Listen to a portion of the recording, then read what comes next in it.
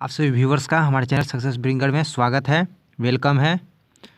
दोस्तों, आज हम बाल विकास के बहुत ही महत्वपूर्ण प्रश्न लेकर हाजिर हैं।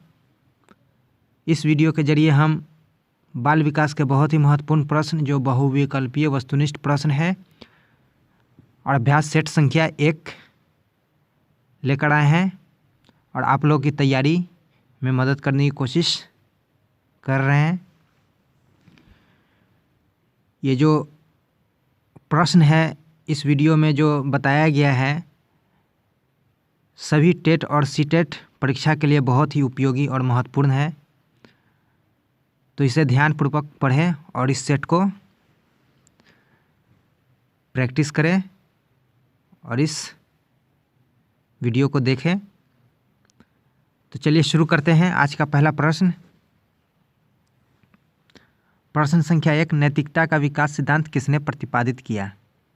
4 ऑप्शन है। पहला ऑप्शन है कोहलबर्ग, दूसरा ऑप्शन है जेम्स ड्रेवर, तीसरा ऑप्शन है वाटसन, चौथा ऑप्शन है वाइगोत्स्की। इसका सही जवाब है कोहलबर्ग। प्रश्न संख्या 2, ले वाइगोत्स्की के अनुसार संज्ञानात्मक विकास का मूल कारण है।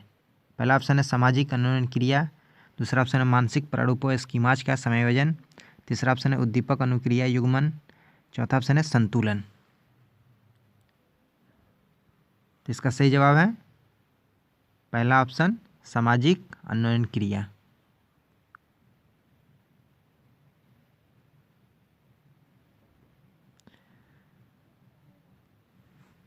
प्रश्न संख्या 3, भाषा विकास के लिए सबसे संवेदनशील समय निम्नलिखित में से कौन सा है? पहला ऑप्शन है मध्य बचपन का समय, दूसरा ऑप्शन है वयस्कावस्था, तीसरा ऑप्शन है प्रारंभिक बचपन का समय, चौथा ऑप्शन है जन्म पूर्व का समय।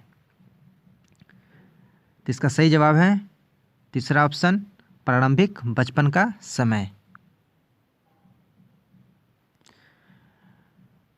चौथा प्रश्न है प्रश्न संख्या 4, किसी प्रगतिशील कक्षा की व्यवस्था में शिक्षक एक ऐसे वातावरण को उपलब्ध कराकर अधिगम को सुगम बनाता है जो नियामक है, समावेशन को हतोत्साहित करता है, अभिवृत्ति को बढ़ाता है, खोज को प्रोत्साहित करता है। तो 4 ऑप्शन है, तो इसका सही जवाब है चौथा ऑप्शन खोज को प्रोत्साहित करता है। अगला सवाल देखते हैं। 5वां प्रश्न, मोटिवेशन एंड पर्सनालिटी पुस्तक के लेखक हैं। 4 ऑप्शन आप लोगों के सामने में है, पावलोव, थॉर्नडाइक, ब्रूनर, मैस्लो। इसका सही जवाब है दूसरा option Thorndike. Thorndike motivation and personality पुस्तक के लेखक हैं।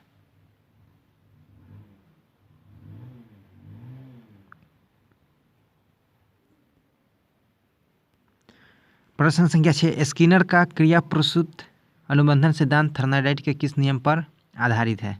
अभ्यास के नियम, तत्परता के नियम पर, प्रभाव के नियम पर, सादृश्य अनुक्रिया के नियम पर। तो इसका सही जवाब है सादृश्य अनुक्रिया के नियम पर। प्रश्न संख्या 7, किशोरावस्था जीवन का सबसे कठिन काल है। दोस्तों यहाँ पे कल हो गया, कल लिखा गया, यहाँ पे काल है। यह कथन है स्टेनले हॉल, वैलेंटाइन, किलपैट्रिक, क्रोनक्रो। तो इसका सही जवाब है पहला ऑप्शन स्टेनले हॉल।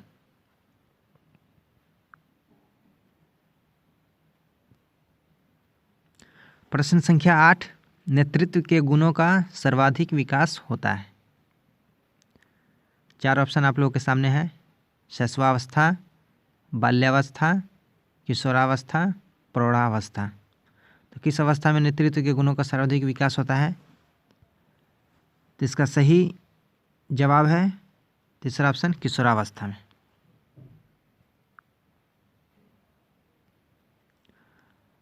प्रश्न संख्या 9, वंशानुक्रम किस प्रकार की विभिन्नता को प्रभावित करता है? रचनात्मक, सामाजिक, शारीरिक, मानसिक। तो इसका सही जवाब है सामाजिक।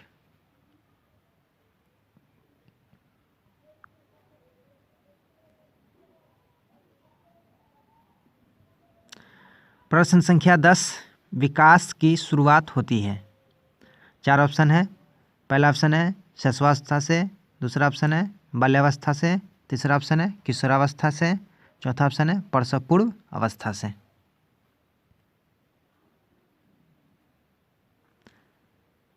तो इसका सही जवाब है चौथा ऑप्शन, प्रसव पूर्व अवस्था से विकास की शुरुआत होती है।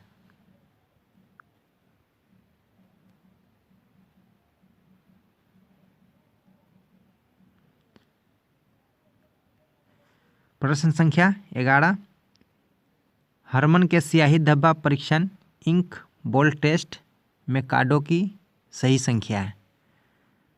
पहला ऑप्शन है 10, दूसरा ऑप्शन है 15, तीसरा ऑप्शन है 31, चौथा ऑप्शन है 20। तो इसका सही जवाब है तीसरा ऑप्शन 31।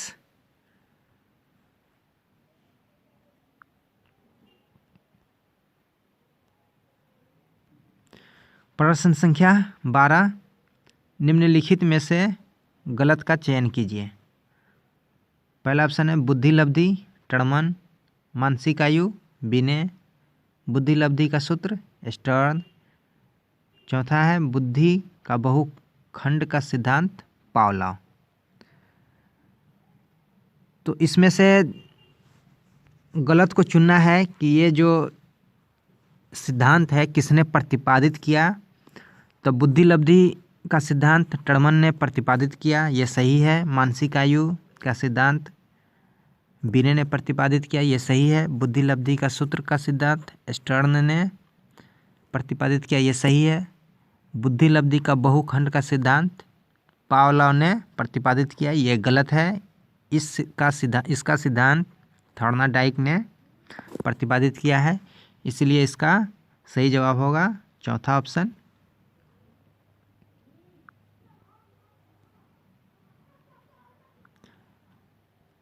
प्रश्न संख्या 13, पाठ्यक्रम में लचीलापन प्रत्यय किसको लाभान्वित करने के लिए प्रस्तावित किया गया।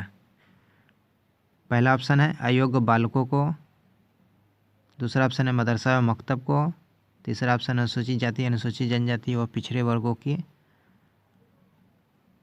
चौथा ऑप्शन है उपयुक्त सभी।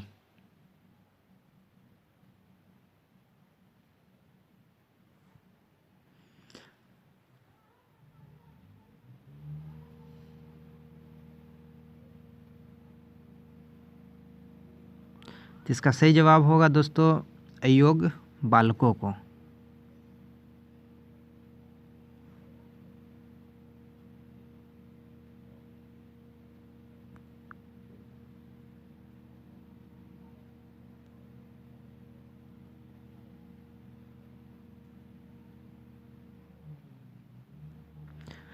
प्रश्न संख्या 14, अधिगम सोपान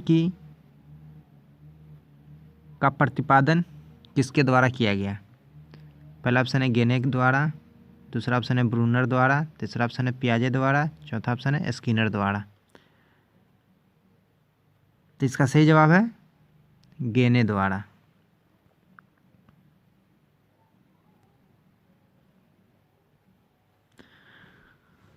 और इस वीडियो का सबसे अंतिम प्रश्न, प्रश्न संख्या 15, बुद्धि लब्धि शब्द का सबसे पहले प्रयोग किया था, किसने किया था।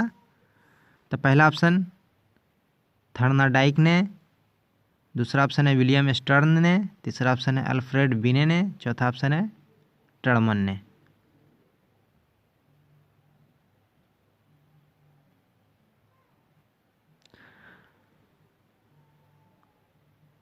तो दोस्तों इसमें आप लोगों को कन्फ्यूजन होगा अल्फ्रेड बिने और टर्मन, तो यहाँ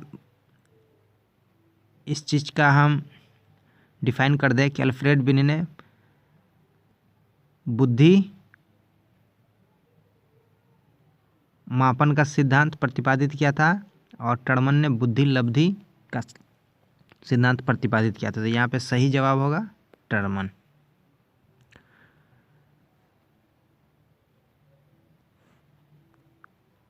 तो दोस्तों ये थे कुछ महत्वपूर्ण प्रश्न। इस वीडियो में हमने कुल 15 प्रश्न जो अति महत्वपूर्ण है परीक्षा के दृष्टिकोण से, उसे हमने शामिल किया और हमने आप लोगों तक पहुंचाने की कोशिश की, आप लोगों की तैयारी कराने में मदद करने की कोशिश की। तो हम उम्मीद करते हैं कि यह वीडियो आप लोगों को पसंद आएगी और आपको इससे फ़ायदा होगा और आप लोग इस वीडियो से लाभ उठाएंगे। ये वीडियो बहुत ही लाभकारी सिद्ध होगा और आप लोग आने वाले एग्ज़ाम में जो टेट सीटेट का है उससे बहुत ही आपको लाभ मिलेगा, बेनिफिशियल होगा। तो वीडियो आप लोगों को पसंद आई होगी तो वीडियो को लाइक कीजिए, शेयर कीजिए और हमारे चैनल को सब्सक्राइब कीजिए।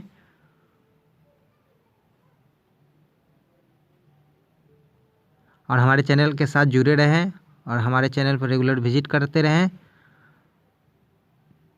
बहुत ही अच्छे वीडियो जो नॉलेजफुल और यूजफुल होगा परीक्षा के दृष्टिकोण से हम आप लोगों तक पहुंचाने की कोशिश करेंगे और आप लोगों के साथ जानकारी शेयर करने की कोशिश करेंगे ताकि आप लोगों की तैयारी बेहतर हो सके।